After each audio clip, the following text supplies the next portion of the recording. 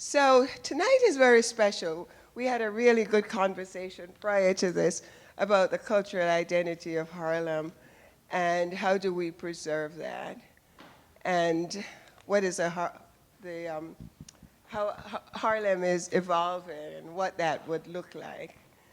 And at some point, I know there was a community conversation earlier before most of you got here, but I think we'll probably schedule a separate event at another time where we're not distracted by the good music, recorded and live, and we can focus on it.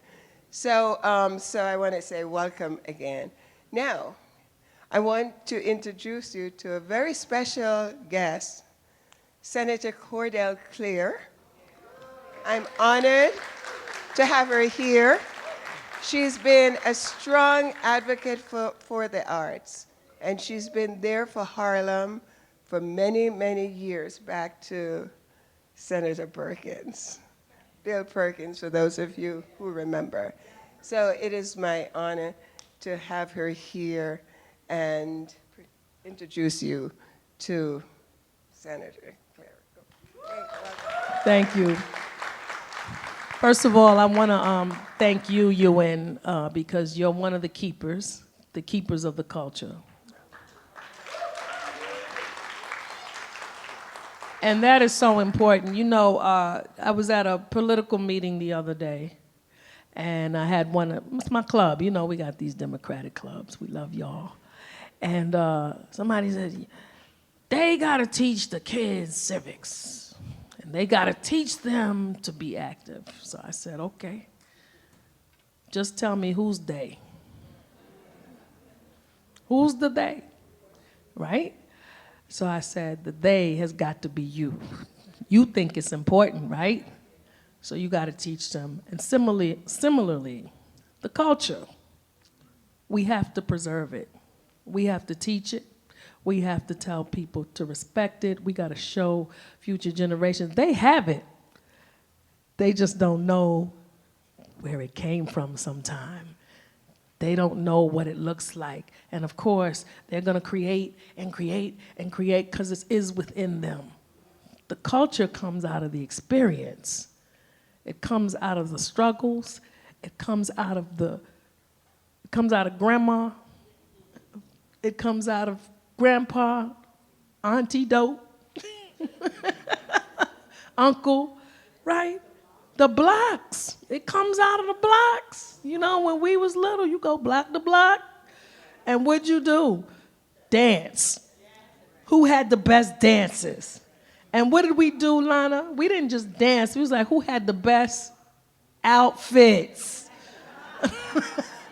And you should see us going and putting our stuff together and matching it up and putting this with that. We thought we were Soul Train, right? And that's what's beautiful. And that means so much more than just art. It's everything. It is violence prevention. It is social skills. You know, I'd hate to be I don't know how people do it these days. Like, how do you ask people? I don't know, you ask people to dance. Nobody dances. So it was just nice to come in here and see everybody just having a good time, because that's what I grew up in. You just have a good time, dance on the block party, dance at the rent party, dance in your room and hope the adults didn't know you were up, peeping out the door at them. We were the Supremes. And what? I had my mic. Don't talk about my mic, my brush mic. Don't talk about my brush mic. Right? And we had all the moves we watched. We loved Motown. We loved it. We'd come up to the Apollo just to see if we could see James Brown or somebody, Stevie Wonder coming in. All of that was so important. And we lost a lot of that, Harlem. But it's not lost forever. And property matters. Real estate matters. You gotta have real estate. So I got to talk with UN and some other ladies and talking about how important this real estate is so that we can have a place to do this. When you don't have the space, it's hard. Look at the culture. Look at our food culture, as I was talking to you about. You know, if you didn't have the money to buy, you're not here, right? We had a great food culture. How many people went to Copeland's? Oh. What about Singleton's? What about Sherman's? She said, that's my place, Sherman. What about Majesta's? Fish and chips. Yeah, see, you know these places because they Adele's. How about Adele's? Y'all don't know nothing about Adele's. Snooky Sugar Bowl. Okay, Wimpy's. Better Crust. Okay, all these places, these were really some of the greatest culinary experiences you could have. There would be lines down the block, out the door, and it was a tradition. And because of access to capital, lack of investment in our own community, soaring prices of real estate, a lot of these places are now gone. So the same thing has to happen in other parts of the culture. You know, I miss Showman's. I miss Baby Grand. Lennox Lounge. I was talking St. Nick's Pub. Paris Blues, that was my godfather. Sam Hargrass, Perks, all these places. They were important. Minton's, the first time. 22 West, my God. 20, you didn't go there, Miss Eleanor. 22 West. Yeah, John's Recovery Room. You gotta know. Lickety Split. We had a lot of places and a lot of fun, right? What was that place? What was it? Small's Paradise. You know? Okay, Cotton Club. Yes. So these are the things that we remember, and we have to make sure that is the legacy of Harlem. Yes, there's new, because I've seen it, and they're fantastic. And there has to be a space for them as well. We have to make sure that we're creating a space. We have to hold people accountable. I'm reminding you back in the 90s and the early 2000s where they had all these cultural tax credits and they said, we'll help you, let us build our building here and there's gonna be a cultural space, right? So they got the credit and I don't know where none of these cultural spaces are. I've never used them. I don't know anybody who's used them. We have to hold people accountable. We have to get involved with our community board. We have to hold our elected officials accountable. Culture is an important part of this community. It is economic development. It is all the things for us. And we have to make sure that we're teaching it. It needs to be in schools. It needs to be free. It needs to be available. We have to make sure that all these things are happening. So I want to see y'all, and you probably never heard this before. Come lobby me, okay? I want to see you organized. Come lobby me. And lobby my colleagues. Come with your plans. Come with your ideas. Come with those things. You got to put it on the front burner, because you know what? The special interests, they put it on the front burner, what they want. So you have to put out there what you want and support it when you see it and make sure that we're supporting it. But I love this institution. I haven't been in here in a minute. It's beautiful. So many great people have come through these doors. And that's the other thing that people don't realize, how many people are touched by the arts. You may not be a great big Broadway performer, or you may not make it to any kind of stage. But I sing a good Gladys Knight in the shower.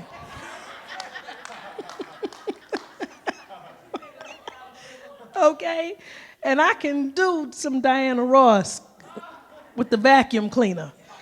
You know, that's gotten me through a lot of house cleanings. You know, just having fun. And when our young people are engaged, they may not be the biggest rapper, may not be Beyonce, but if you're doing what you love, then you're not doing something else. Okay? It's not for necessarily the fame, the glory, the money. It's for the love. Okay? It's to enjoy it and to be creative and just be and have fun and meet people, right? You probably won't meet a shooter singing. That's not how that's going to happen. Okay? So we have to encourage it. We have to just nurture it. And I thank you for what you do, Ewan. We're going to keep working together. I got some great things. I announced to Ewan that, this decade represents the 100th anniversary of the Harlem Renaissance. Yeah. So this June, June is Black Music Month, I am introducing legislation trying to create a Harlem Renaissance Cultural District. No. And that requires, it's not just words, that requires programs, and that requires funding, and that requires a lot of things that I'm going to be coming to the community to develop. I know how to enjoy the art. I don't know how to create it or make it, but I know I got a lot of people that know how to do it. So I thank you for letting me share this time here with you today. I'm just literally off the highway coming from Albany. The arts are always the first things that get cut. They don't get considered, but there are some things that we do manage to do, and I'm not giving up. We are going to continue to work on it and make sure that we're funding our institutions, that we're creating more, that we're allowing them to grow and get capital money so that they can build and maintain and even renovate in some cases. So we've got some great spaces that are opening up soon when we see our new National Black Theater, and we've got our new studio museum in Harlem, and the Apollo's gonna do a renovation. All of these things we try to put money in for to make sure that we're doing that. I'm fighting for this community to make sure that we can see those things become a reality, but we need so much more, and we need it on a very local community level. We need to see that. We need to see the dance program, La Rock Bay, and all the things that that we had. That's you.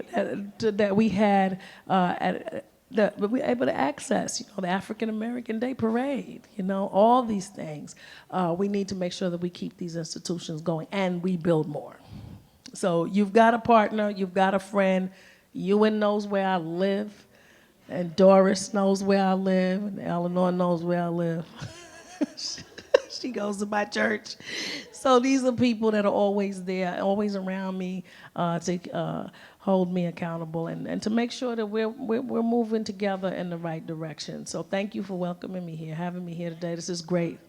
Okay? Thank you. Let's give it up for that there. Okay, so the legacy and the love continues.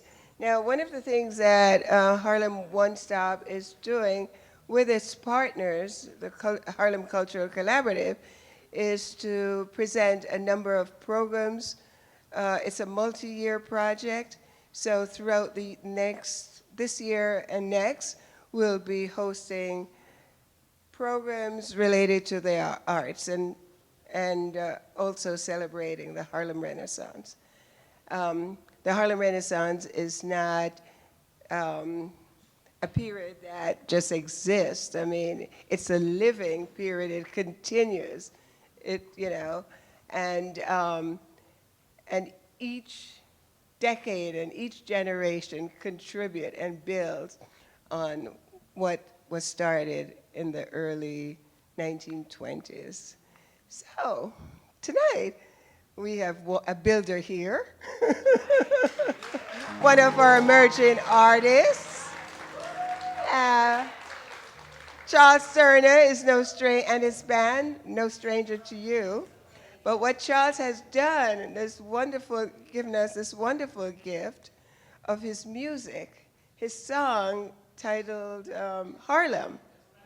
And he's given us permission to use that song in all our promos or in whatever way we need to choose it. So, thank you, Charles. So, without further ado, Maestra.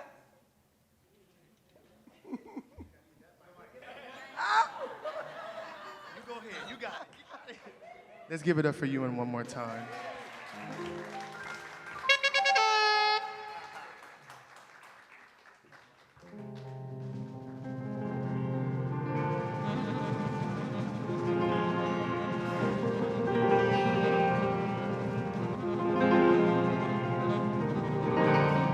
Take me to Harlem, where everybody knows your name. The feeling always is the same. The people shout and they proclaim. Take me uptown, where everybody's feeling fine. The streets are lively all the time, whether winter or in summer's prime.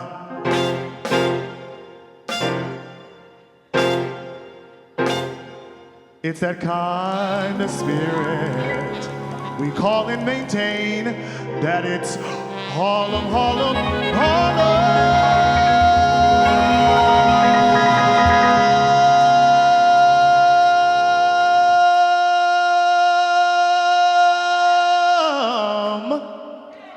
It can't be renamed. It can't be renamed. It can't be renamed. And it will remain.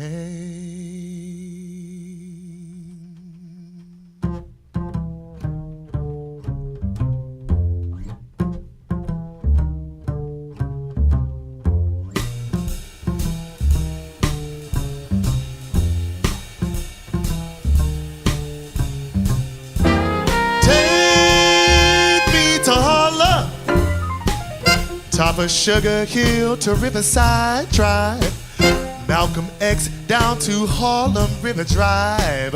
All our dues and history rooted deep inside. Take me uptown. Sunday morning, everybody's in their prime. After church, we smile and laugh and then we dine. And we'll dance and even have a glass of wine. It's that kind of spirit we call and maintain. It's Harlem, Harlem, Harlem. It can't be renamed, and it will remain. Take me to Harlem, where the echoes of the Duke and Macy ride. Jazz and blues and rhythm hit you every time, from your shoes and then it goes right up your spine.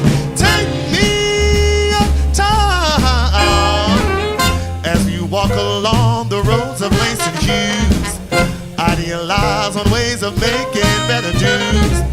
Past, present, future, rooted in the blues. It's that kind of spirit we call and maintain.